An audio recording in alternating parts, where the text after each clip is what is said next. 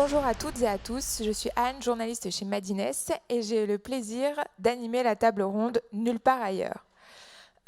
Aujourd'hui, on remarque que les Français sont des consommateurs qui ont beaucoup changé dans leurs habitudes.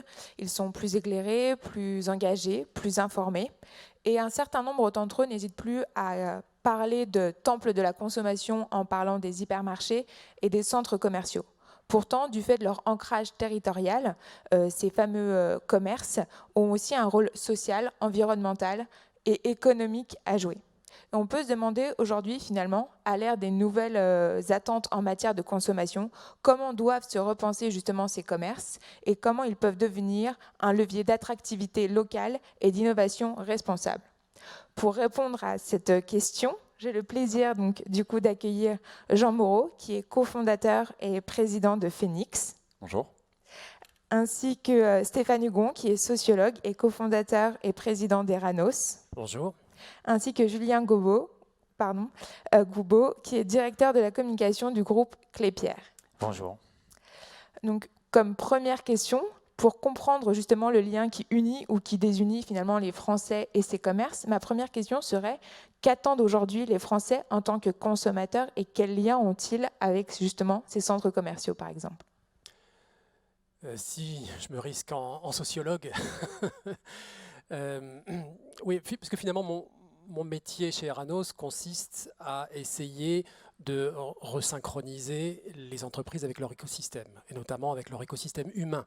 Et l'acte consommatoire fait partie de ces expériences qui globalement se sont le plus transformées en l'espace d'une dizaine d'années. Et bien évidemment, l'acte consommatoire et l'acte théâtralisé tel qu'il apparaît dans les grandes surfaces, malls, centres commerciaux, a vécu, on l'a tous senti, une transformation profonde, radicale, qui fait que tout ce qui était le modèle d'après-guerre, fondé globalement sur un imaginaire de l'opulence, de la gourmandise, de l'accès, de la richesse, cet imaginaire se sature. Et en lieu et place de ça, on va rechercher des choses qui sont très nouvelles chez le consommateur occidental, qui sont l'idée de la justesse, de la frugalité et d'une relation différente à la fois au territoire, mais également avec les autres consommateurs, avec l'histoire collective que propose le produit comme médiateur avec une histoire locale. Voilà. Donc en fait, globalement, en 10 ans, c'est tout le modèle de l'acte consommatoire qui s'est transformé. Je crois que c'est effectivement vrai. Chez Clépierre, on a une centaine de centres commerciaux dans une douzaine de pays d'Europe. Alors on va parler des Français, puisqu'on est encore aujourd'hui beaucoup en France, à peu près 40% de notre activité en France. Mais ce que disait Stéphane Hugon à l'instant est vrai de l'Europe, en fait. Et nous, quand on demande à nos consommateurs ce qu'ils attendent, ils attendent effectivement beaucoup de choses d'un centre commercial, mais qui soit en fait beaucoup plus environnemental, et beaucoup plus ancré territorialement. Les chiffres sont de l'ordre de 75% des consommateurs qui sont plus enclins en fait à venir et à revenir surtout dans un centre commercial qui fait attention à son empreinte environnementale et qui fait réellement quelque chose en matière territoriale, parce qu'on avait un modèle effectivement il n'y a encore pas si longtemps de centre commercial un peu fermé sur lui-même, presque comme posé par hélicoptère sur un territoire, sans ancrage, sans lien avec la ville, sans lien avec les associations alentours, qui était juste tourné sur lui-même, en fait, un espace clos. Et on a compris il y a quelques années déjà qu'il fallait retrouver la fonction sociale du centre commercial. Le centre commercial, c'est rien d'autre qu'un endroit où on fait du commerce, et depuis très longtemps, le commerce, c'est aussi une fonction sociale.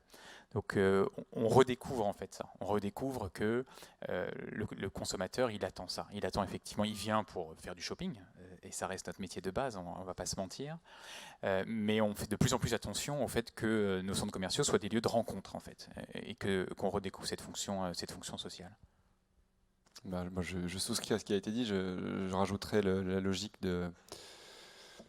d'entrer dans une logique de déconsommation, de consommation plus responsable, de consommation plus raisonnée, d'attente RSE effectivement autour de la distribution et des centres commerciaux sur la gestion des déchets, la gestion des invendus, l'expérience en magasin, les produits qui sont présentés aux clients aussi dans les linéaires. Donc moi, ce que j'observe, je trouve ça assez fascinant, c'est une sorte de renversement du rapport de force, où maintenant les consommateurs utilisent leur carte bleue comme un bulletin de vote et disent on veut ça, ça et ça. Et les marques s'exécutent. Et donc il y a plein d'exemples, hein, les marques qui deviennent un peu emblématiques, comme C'est qui le patron, comme Yuka, où on voit ce rapport de force qui s'inverse, et les marques qui flippent devant les startups qui montent, parce qu'elles ont derrière elles une horde de millions de consommateurs qu'on ne peut pas se mettre à dos. Donc ça, c'est intéressant de voir que ça vient de la base, ça vient des consommateurs et des clients. Finalement, on peut constater qu'il y a eu probablement au tournant des années 90 un phénomène qui est insurmontable pour le consommateur et pour le citoyen. C'est qu'à un moment donné, la consommation est devenue ennuyeuse. C'est-à-dire qu'elle a perdu son sens. Et à un moment donné, c'était d'une vacuité absolue de pousser le caddie. Et ce qui est intéressant, c'est de voir que dans les nouvelles formes de consommation, il y a un déplacement de la consommation vers d'autres espaces et à la recherche d'autres expériences que vous avez décrits l'un et l'autre. C'est-à-dire qu'aujourd'hui, il se joue dans la consommation quelque chose qui n'appartient pas à la consommation, c'est-à-dire de l'identité, de la mémoire collective, des formes, pourquoi pas militantes, en tout cas activistes, des formes relationnelles, c'est-à-dire une manière de rentrer en lien, en écho avec des traditions, avec des histoires collectives.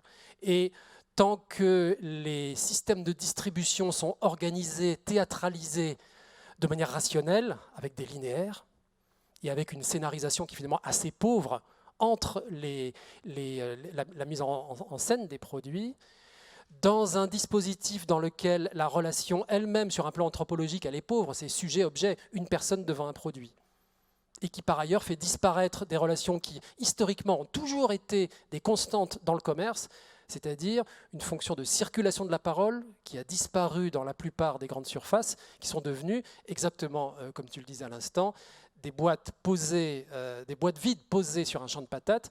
Et le plus difficile, c'est que ce sont des boîtes qui sont silencieuses. Et on a vu depuis 20 ans de digital qu'un levier extrêmement puissant sur l'acte consommatoire, c'est le consommer ensemble, c'est la circulation de la parole. Donc, en fait, quand on réinjecte une circulation de la parole dans un acte consommatoire, on redonne du sens à cet acte consommatoire. Or, le dispositif actuel tel qu'il existe prive, par la disparition du vendeur, par exemple, prive d'une circulation de la parole et déplace une volonté, un désir, une espèce d'énergie libidinale qu'il y a dans la consommation vers d'autres types de distribution que sont le marché ou des choses de proximité dans lesquelles il y a à la fois le sentiment d'appartenance, le sentiment d'un tout, une dimension sociale. C'est très vrai, et ce qui nous a aussi un peu réveillés, on n'en a pas encore parlé, c'est que le côté très ennuyeux, finalement, ou très vide de la consommation, nous a été quand même beaucoup rappelé par le commerce en ligne. Il y a beaucoup de formes de concurrence dans le commerce. Il y en a une qui a émergé quelques années maintenant déjà, c'est le commerce en ligne.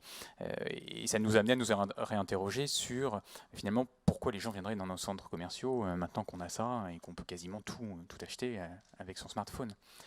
Et donc ça nous a poussé ça aussi à nous interroger sur pourquoi finalement, pourquoi les consommateurs viendraient chez nous. Et donc on l'a fait aussi, on a repensé beaucoup notre politique d'événements, parce que ce que tu disais à l'instant sur l'aspect social, comment on l'incarne concrètement, il faut être un peu concret, ça passe beaucoup par la prise de parole.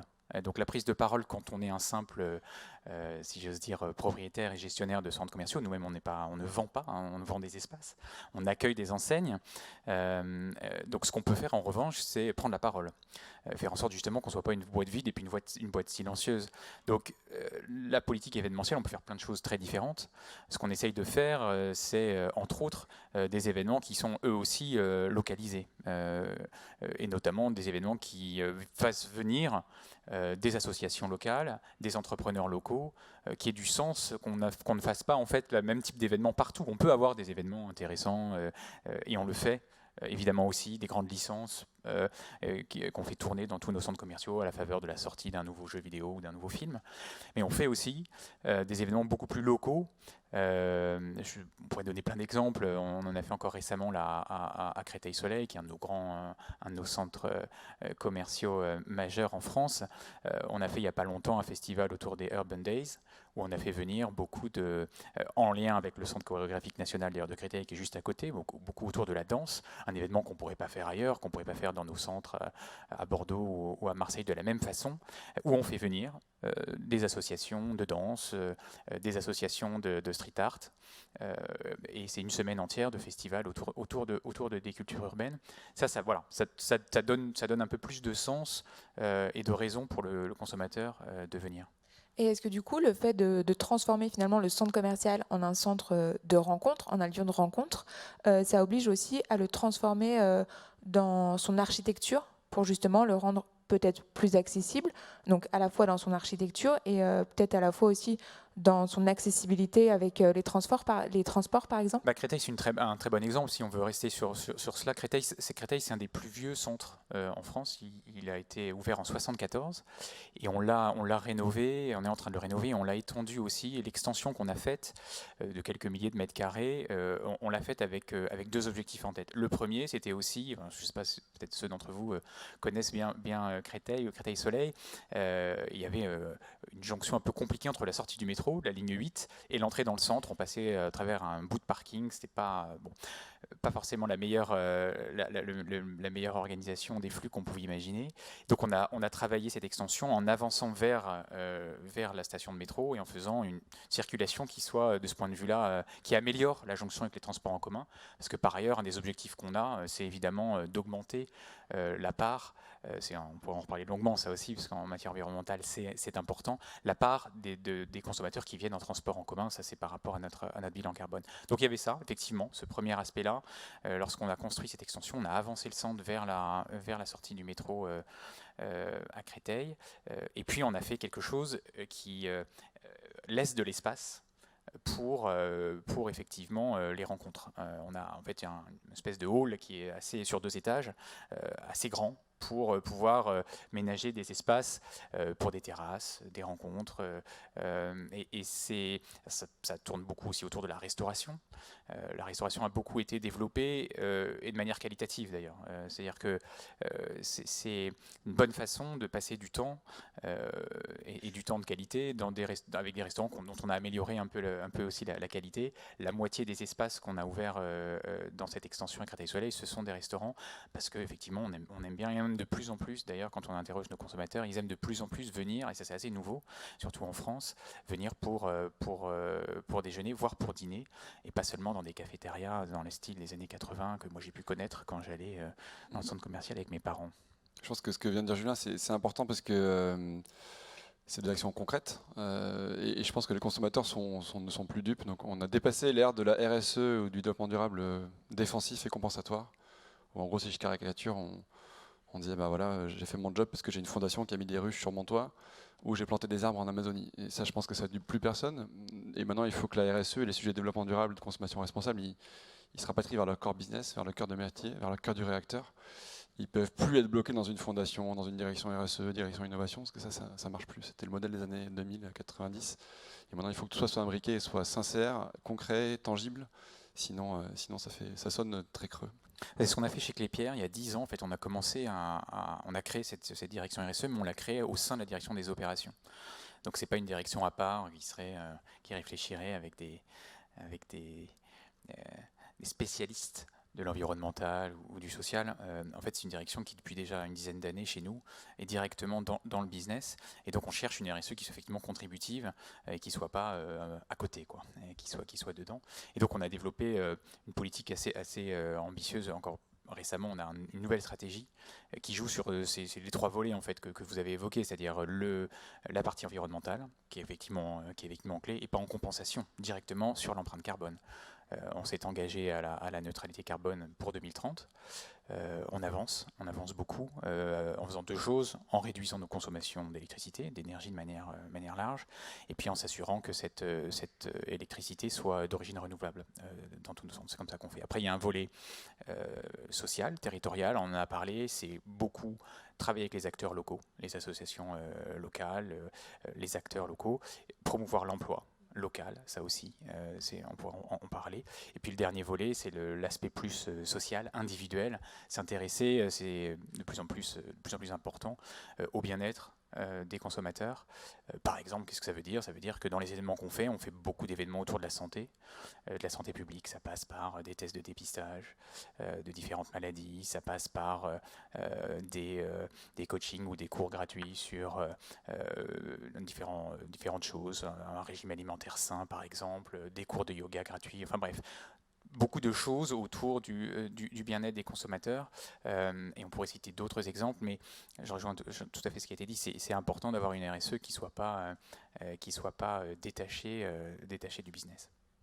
Et Ouais, dans ce que dit Julien, moi j'entends quelque chose qui, de mon point de vue, me semble un basculement comme ça qui fait que la question de l'environnement ne se réduit pas à l'environnement naturel. Le premier des environnements, c'est l'environnement social. La première des natures, c'est la nature humaine.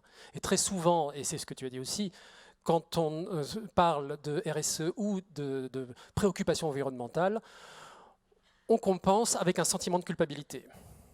Alors qu'aujourd'hui, tant que ça ne touche pas et le modèle économique et d'une manière beaucoup plus large, quelque chose qui va au-delà de la chlorophylle et du carbone, en fait, on est dans le premier âge finalement de cette préoccupation environnementale. Donc en fait, ça conduit, je crois, aujourd'hui et pas seulement les foncières, mais toutes les entreprises et toutes les marques qui ont une relation avec le consommateur final, ça les pousse à se poser une question qui est souvent restée sans réponse, c'est quelle est la promesse relationnelle de ma marque? Et aujourd'hui, beaucoup de gens ne sont pas capables de répondre quelle est la promesse relationnelle. C'est-à-dire quelle expérience je veux entretenir et je veux déployer autour de moi et en être partie prenante. Voilà. Donc c'est un projet de société qui rentre avec des questions qui sont immédiatement à poser, qui sont dans un contexte d'entreprise à mission, sans aller jusque-là, en tout cas, qui pose la question de la raison d'être de l'entreprise et qui, comme le disaient Jean, pose tout de suite la question de l'implication et de l'impact de cette décision sur le modèle économique. Sinon, ça reste du vœu pieux, quoi. C'est difficile, en fait. C'est difficile. C'est peut-être pour ça qu'on a commencé, nous, il y a quelques années seulement, les premières actions, c'était des actions environnementales. Je ne dis pas que c'était forcément le plus facile, mais c'était ce qu'on pouvait traiter de manière globale, avec des règles assez simples. On commence par changer les ampoules, et puis après on va beaucoup plus loin dans le suivi des consommations et la baisse des consommations et un pilotage beaucoup plus fin.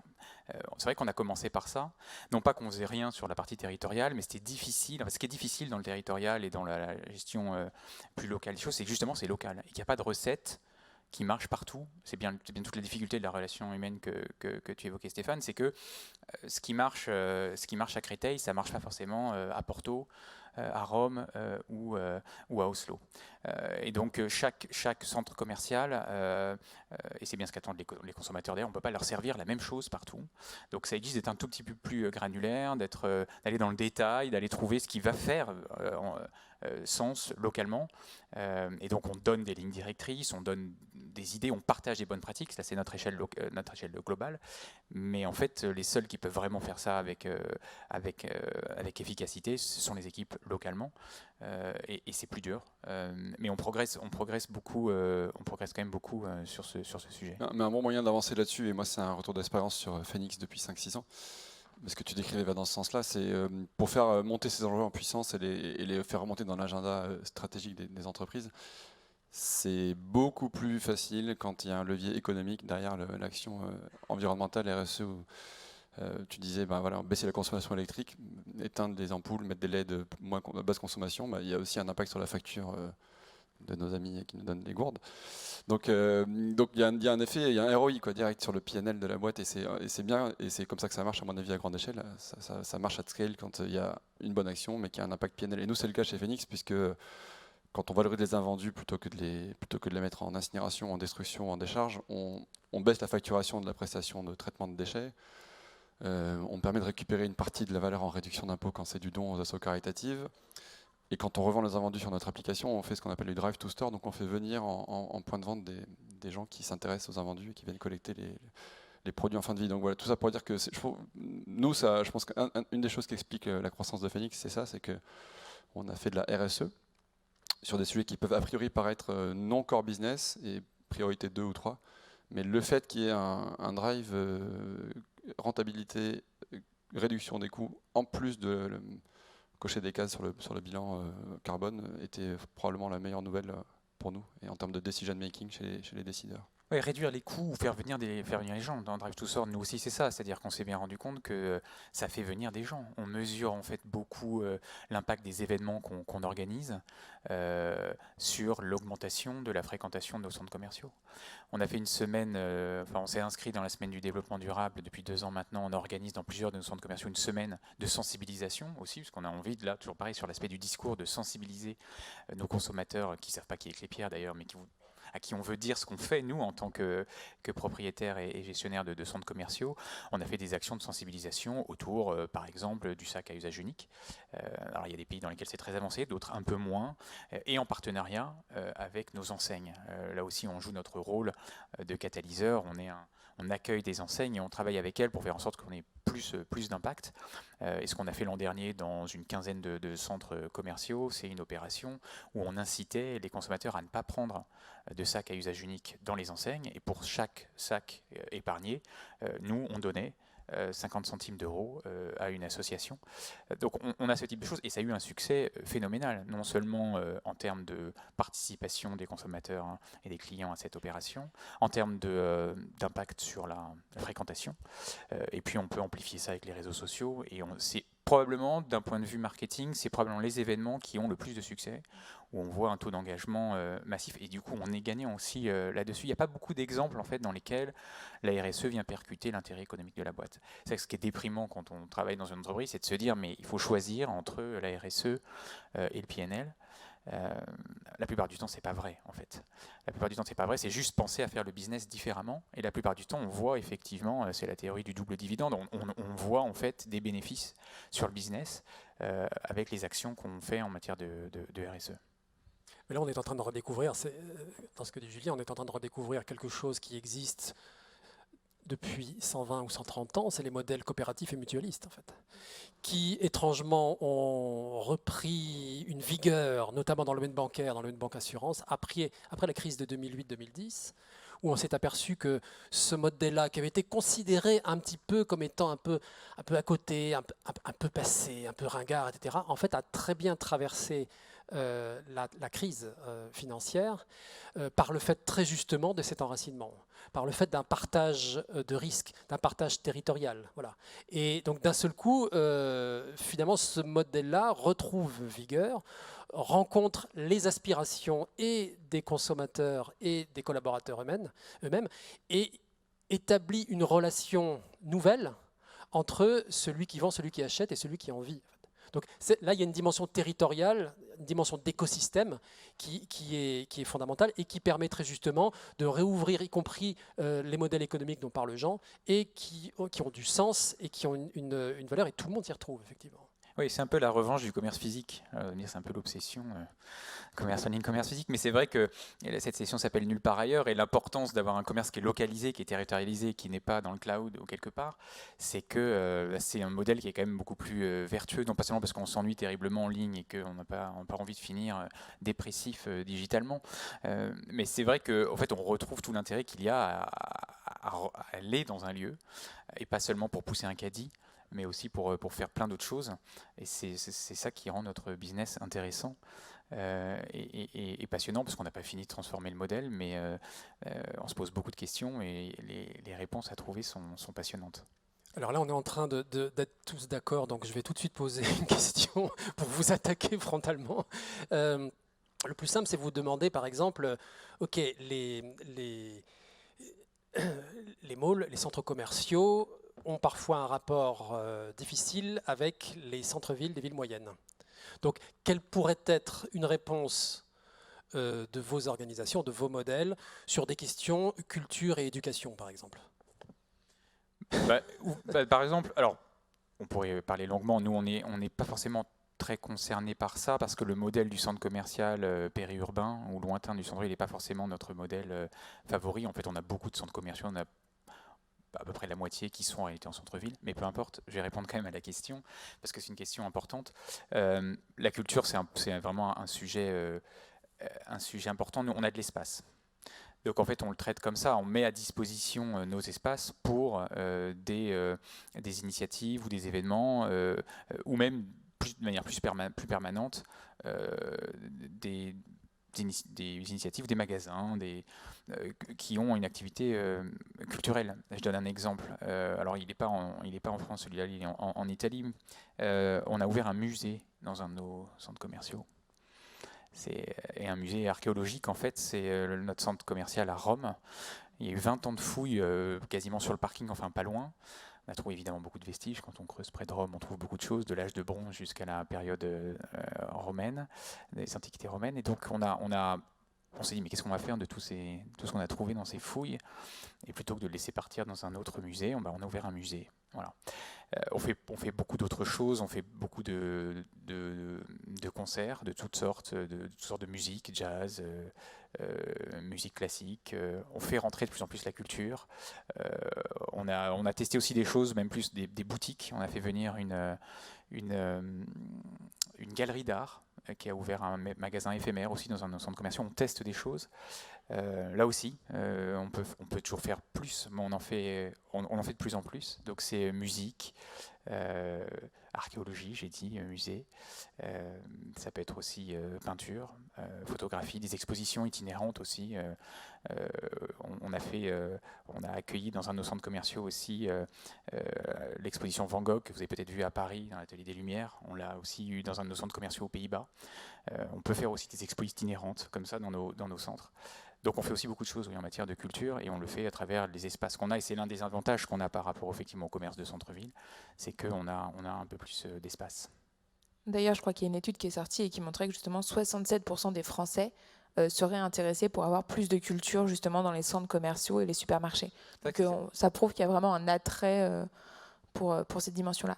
Vous avez beaucoup parlé d'environnement. Phoenix aussi s'occupe de cette question.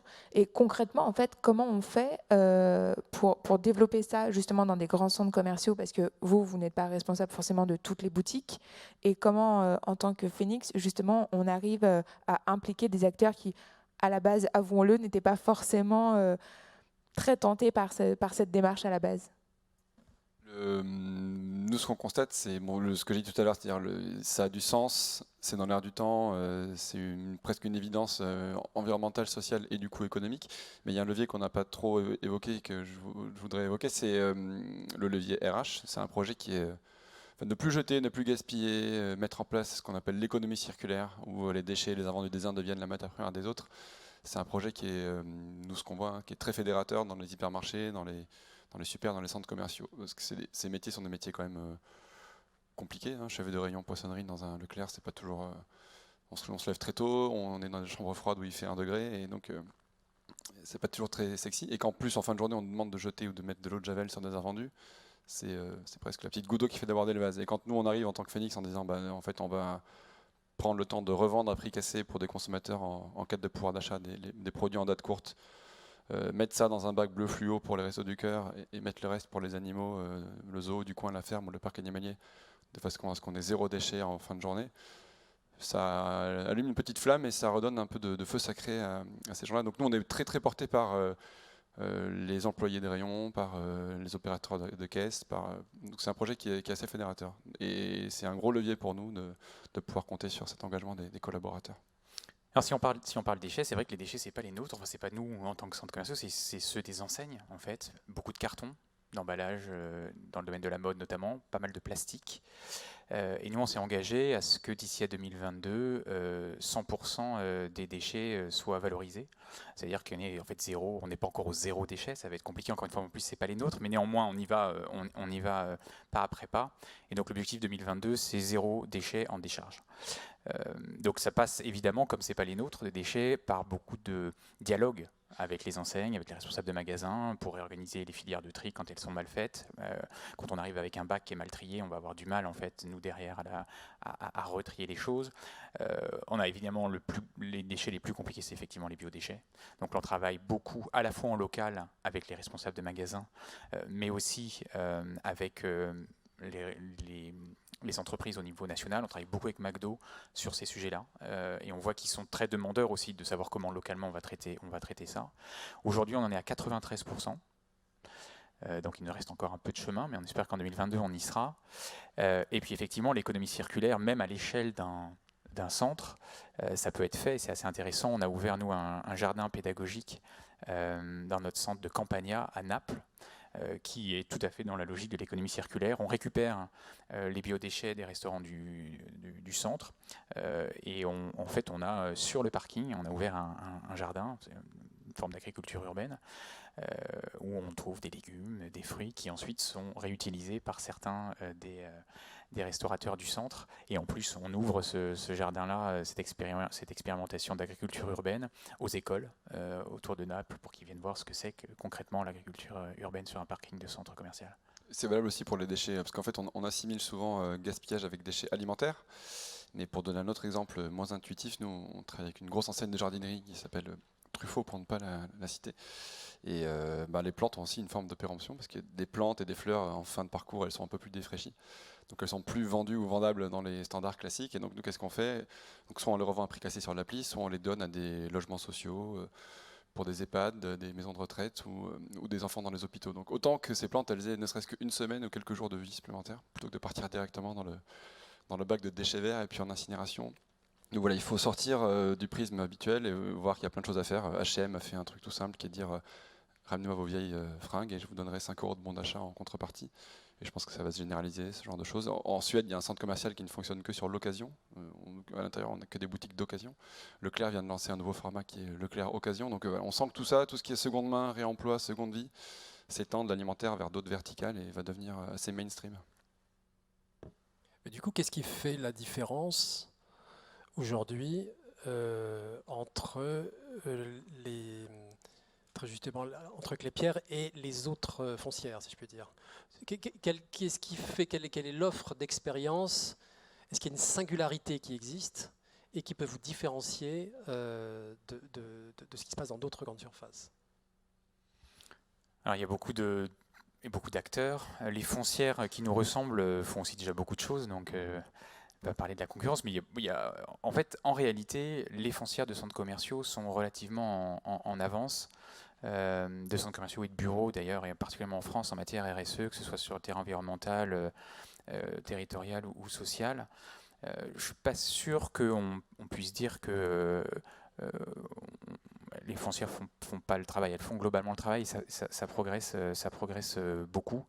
Nous, ce qu'on offre, et c'est peut-être la particularité de Clépierre, c'est le niveau d'action, c'est qu'on est à l'échelle européenne, donc on peut bénéficier de l'ampleur de notre empreinte géographique, et puis du fait, encore une fois, que on peut parler avec les enseignes. Et je pense que la clé de la chose, c'est qu'encore une fois, nous, on n'est pas un acteur du commerce directement. On a finalement pas ceux qui ont vraiment, presque encore plus que nous, transformé leur modèle économique, leur logistique.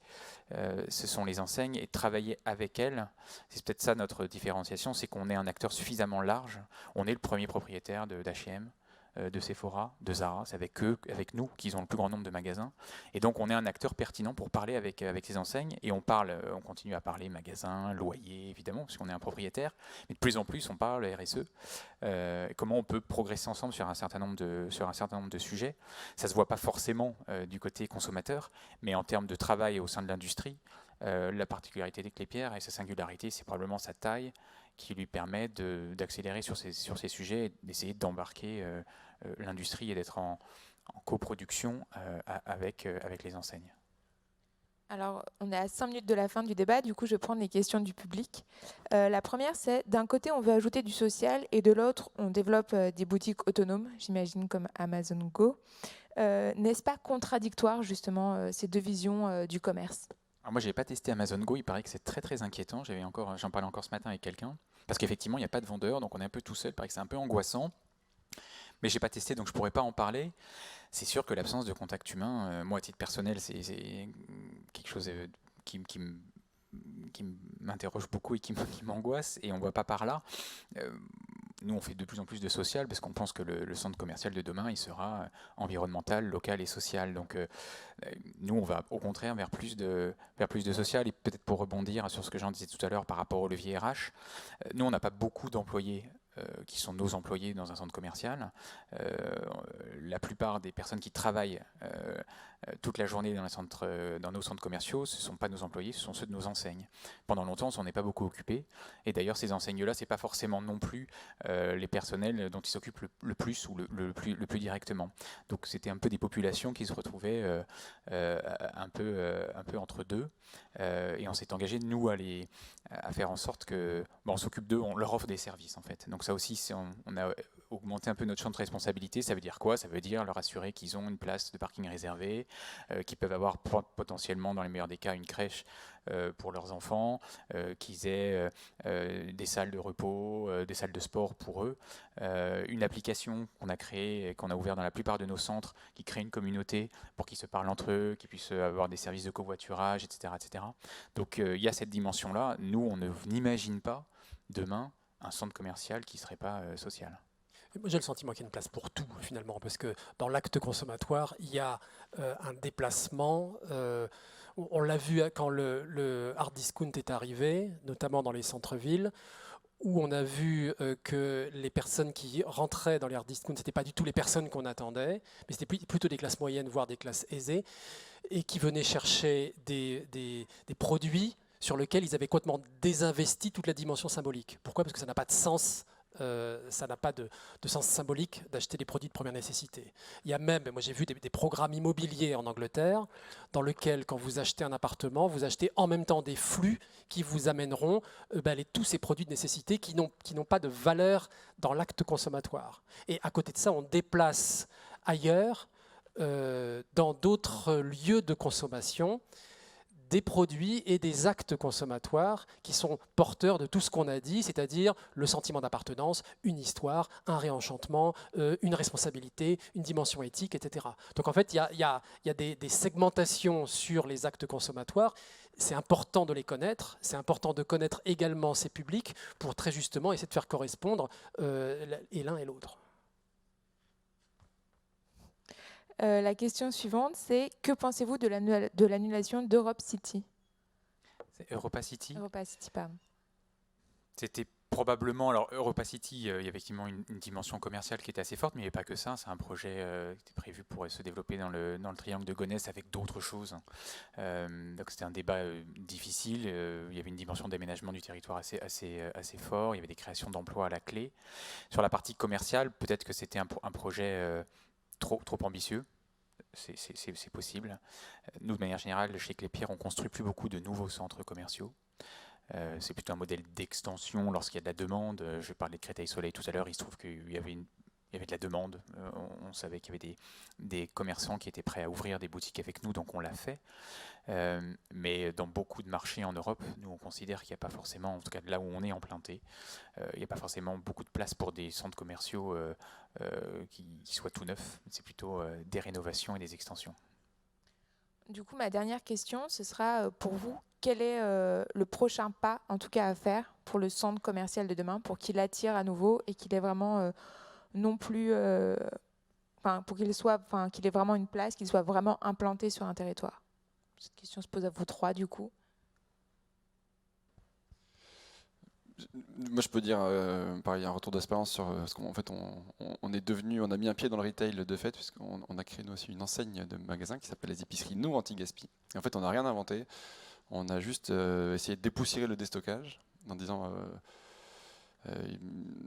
le paradigme de un hangar avec du carrelage, une palette posée dessus et puis des prix jaunes fluo, c'est fini. Et en fait, sans transformer le concept, juste en changeant de prise, en disant en fait, ce truc-là est un peu mort, mais par contre, valoriser des produits en fin de vie, des fins de stock, des fins de promo, des lancements ratés, en le changeant de prisme, en disant c'est de la consommation responsable, engagée, anti-gaspillage, on s'aperçoit que ça marche super bien. Donc je pense qu'il faut juste faire un petit pas de côté et transformer des concepts qui ont vécu en quelque chose d'un peu plus innovant, un peu plus dans l'air du temps, et ça fonctionne bien. De mon sens, il existe une différence forte entre les espaces qui produisent beaucoup de valeur et ceux qui n'en produisent pas. Et pour bien le comprendre, il faut faire un petit détour par l'anthropologie. Un territoire, chez les anthropologues, ce n'est pas seulement de l'espace, c'est de l'espace plus de la mémoire collective. Et je pense que ce qui peut, là où il y a un gisement de valeur, et là où il y a de la marge, c'est justement de trouver, de construire cet enracinement dans une mémoire collective. Mauss disait, d'ailleurs, il y a plus dans l'échange que les choses échangées, et je pense que c'est ça qu'on retient nous aussi, c'est-à-dire que ce soit une zone d'échange au sens commercial du terme, on n'oublie pas ce qui est le cœur de notre métier, mais des échanges humains. Je pense que c'est ça aussi que les gens attendent, et on va développer de plus en plus cette dimension, j'en suis convaincu. Merci à tous pour cet échange, et je pense que vous pourrez retrouver justement nos 3 intervenants à la fin si vous avez des questions à leur poser. Merci beaucoup.